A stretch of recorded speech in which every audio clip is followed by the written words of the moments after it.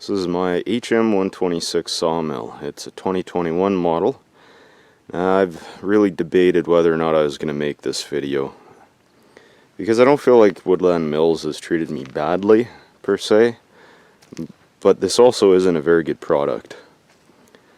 You're going to find so many people fawning over this thing. I think it's kind of the popularity effect, where when you're all happy and cheery and praising things, it makes for good YouTube, and who knows, maybe Woodland Mills will come by and sponsor you. And then there's the fact that some people just have low standards, and that's how it is. So they'll be happy with just about anything.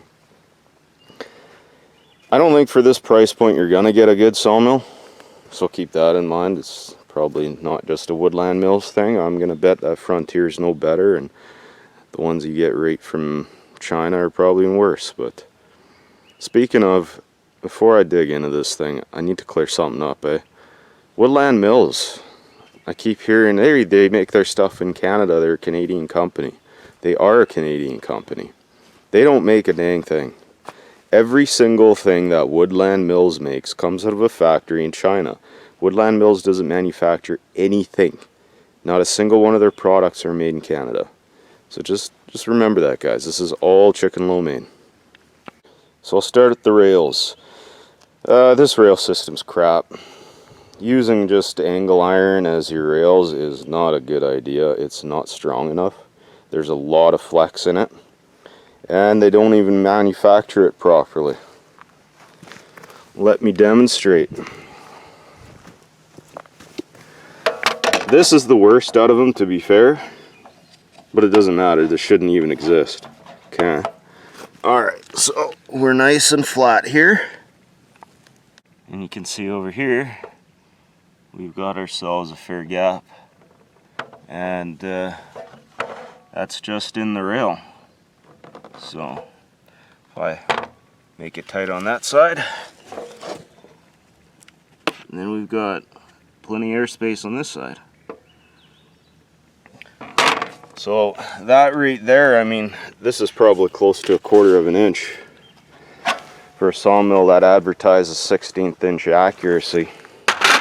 That's not going to happen. That is the worst one. Some of them are straight, some of them are bent, but you know, it's unacceptable. It doesn't matter what it is, it's unacceptable. These things should be stronger and they should be straighter. I had to kind of make up for that by leaving this sucker loose, and then what happens, because these do flex, when the saw head rolls over this, it pushes it down. It still doesn't cut straight because it's still trying to do this, but it's better than nothing. Speaking of these things being bent and not being made properly, see these little plates? So that's what Woodland Mills calls an upgrade kit. And basically the reason for that is that these didn't line up. Here and here did not line up. So that's a manufacturing deficiency. And clearly, since they have these little plates that they can send out, and they sent them out for free, but they know they've got a problem. They know they have manufacturing defects, and so they came up with this to solve it. I don't know why they don't just include it in the kit, knowing that they've got this problem and knowing that their rails are not made properly. They should just include it with every sawmill, never mind calling it an upgrade kit. I'm not in love with the bunks themselves either. These are pretty thin metal and they're completely hollow. So A, they fill up with crap, constantly have to clean out, and B, I'm pretty sure that since they're just mounted down at the bottom here with a couple of bolts, that if you put something heavy enough on it and it was putting a bit of racking force on this, I think these would bend. So let's talk about the size of log you're going to get on this sawmill. The 126 means technically you could get a 26-inch log on here and cut it up. I don't think so. I mean, maybe in the perfect world where you got an arrow straight log, and even then, I don't know, that'd be a fight. I'll show you what I mean. So they don't claim that you can slab 26 inches. So this is kind of pointless, but it'll give you an idea of what you're actually up against. Okay, so you got 24 inches in your throat. You'll never cut more than that. But you got to remember, you've also got to stop that log and mount that log. So right here, you're already losing 3 inches to your saw stop, or your log stop. And then here, you've got your clamp. And what you actually end up with is like 18 and a half inches. So basically an 18-inch log is the biggest log that you can properly retain on this sawmill. The reason being that if you go into the log and you cut it in half, okay, that line right through the middle of it, that's ideally where you want your clamp and your log stop. Okay, that's really where you want to be retaining this thing, is right through the middle. Anything bigger than 18 inches in diameter, you will not be able to do that on that sawmill. So then you start having to fart around with it. Like I said, I've cut 18 inches on this and it's already kind of feeling like it's at its limits. The other thing is, with these bunks being kind of weak in my opinion, if you tried putting an actual 26-inch log on here, depending on the species, I think you might bend the sawmill. So you've all seen the thumbnail. We'll start with that. This thing is a killer of blades. I have probably lost a couple $100 worth of blades thanks to this thing explosively throwing them off its band wheels. Now, Woodland Mills doesn't really know why. I do. It's because this thing's not made very well. There's a lot of slop and play and everything. And these belts here that the wheel rides on, these belts are junk. Total junk. This is my second set. First set of belts only lasted 23-ish hours. And I mean, you're not actually cutting for the full 23 of those. There's idle time. Just utter crap. I tried looking around for some proper belts, but there was nothing in stock. I guess that's just our supply chain shortage issues we've got these days. So anyway, yeah, this thing murders blades. And what it's come down to is, this is what they told me. I'm using too much lube.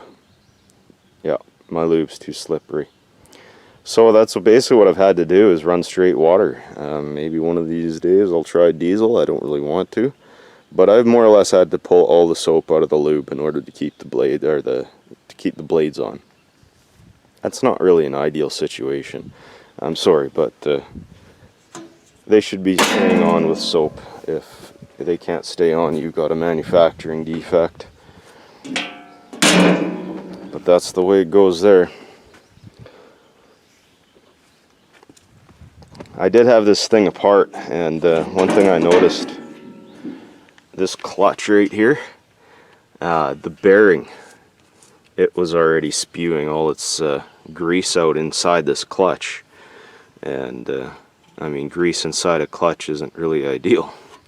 So I cleaned it out. I don't know how much grease is left in that bearing, but I'm sure it's made its way back into the clutch if there was any left.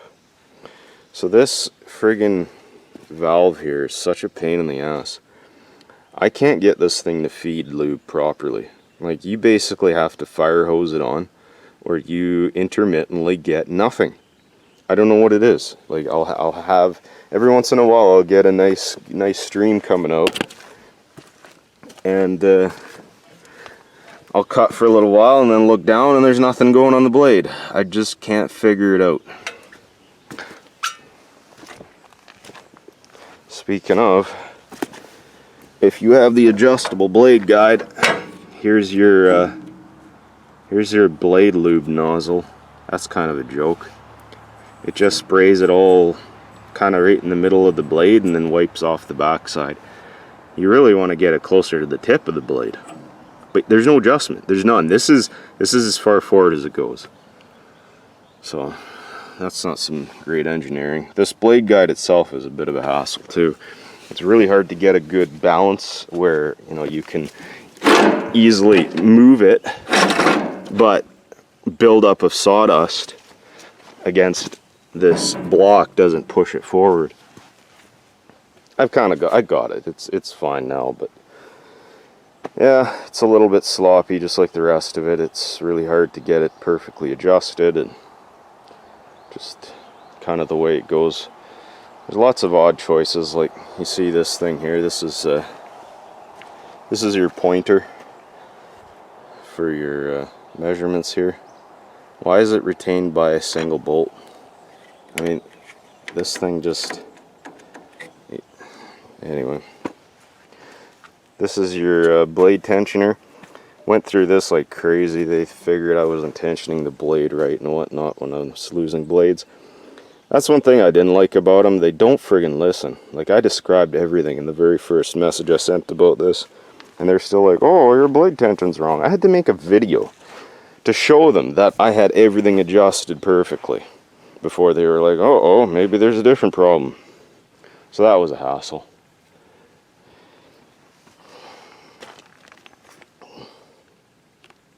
This 4-post system, I've seen a lot of guys saying that they bought this because they like the 4-post versus the 2-post and it's more rigid.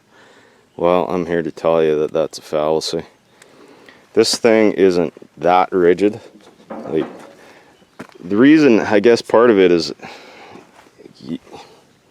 it's only retained by a couple bolts. You got 2 bolts here, 2 bolts here, but then up here there's nothing. Like, this doesn't connect.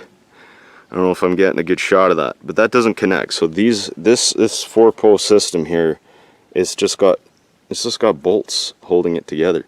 So it's not an actual rigid 4-post system, even though it looks like it. This is your lift and lower lever. So it's got a little ball bearing in here that acts as sort of a detent, and it works okay. But I've seen videos of some older models. It looks like they got a better system. So I guess this was downgraded for cost, cheapness, I don't know. I had a neighbor with one of these, and he didn't have this thing running for more than an hour, and this ball bearing went flying off into the hinterlands and disappeared. I don't know, mine's still there. I think my least favorite part of this entire sawmill is the engine. What a piece of shit. And maybe I'm a little biased because I've never met a Kohler that I didn't hate. I swear these are made in Satan's workshop. They're just designed to make suburban dads rip their arms off trying to start an engine. Like, these don't start. It's so damn frustrating.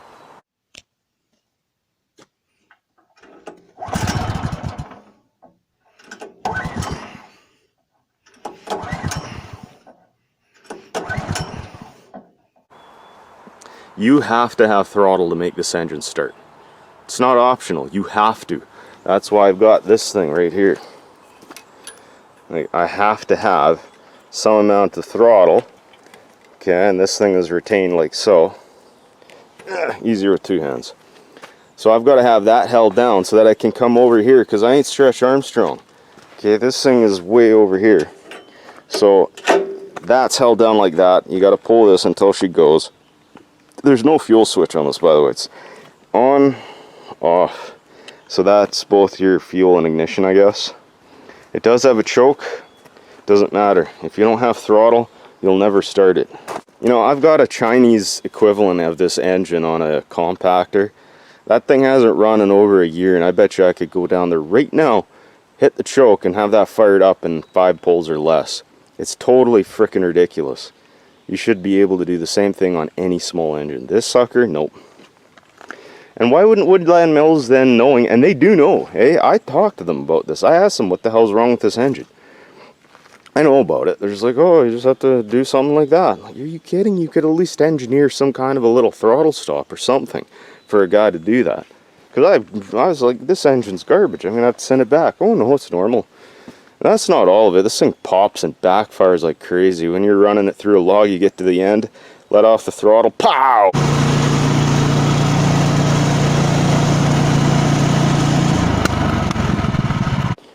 Get through to the end, shut it off, pow! It's just it's a temperamental piece of shit. I hate this thing. It's the worst engine they probably could have chosen. They literally could have put some leaf-on Chinese piece of shit on this thing, and it would be better than that engine. And no, it's not the fuel. I've tried everything, 87 octane through 94 ethanol free. It doesn't make a lick of difference to how this thing starts or runs. I almost forgot to mention, guys, if you do buy one of these things, and you get it out of the crate and you get it put together, readjust everything. Everything. These things are put together by either child labor or prisoners in China. They don't give a crap how it goes together. It's every single adjustment on this thing was cattywampus when I got it. So make sure you check all that or you'll have a little bit of heartbreak trying to get this thing going. I don't know, I'm probably forgetting some stuff. I got all riled up on the engine there and now I can't think about the other stuff I hate about this sawmill. It's just generally a story of Chinesium. It's not well made. Manufacturing tolerances are meh. And overall, the thing has been designed to a budget, which is a fair thing because this is a cheap sawmill, right? If you guys actually want a good sawmill, like a good sawmill, you're not going to have any of these problems. You got to spend at least 15 grand. I was in this for like 5.5. So again, I wasn't really sure if I was going to make this video because yeah, the sawmill's a bit of a piece of crap, but it's still, I guess, what I paid for, and the company was reasonably good about customer support. When I was originally looking to buy a sawmill, it was between this and a Frontier. If you haven't heard of Frontier, that's Norwood Mills or whatever they're called. Norwood, it's a bigger company in the US. They make good mills. I guess they didn't want this their Chinese stuff attached to them, so they call it Frontier. And it's more or less the same thing, really. It's almost identical. A few little changes. They put a Briggs & Stratton engine on it. I bet that thing's a million times better. But otherwise, it's pretty much the same crap, and it's basically the same price. But I was actually going to buy that originally, and I couldn't even get through to them. I couldn't get through to them to get info, to buy it, or anything. Then I started reading online about horrible customer service, and I thought, okay, time to look at Woodland again. And Woodland has reasonably good reviews for customer service. Not impeccable. They're not perfect. But at least you can get a hold of them. And they'll kind of sort of make an attempt at helping you out. So that's worth something. So I guess that's my review.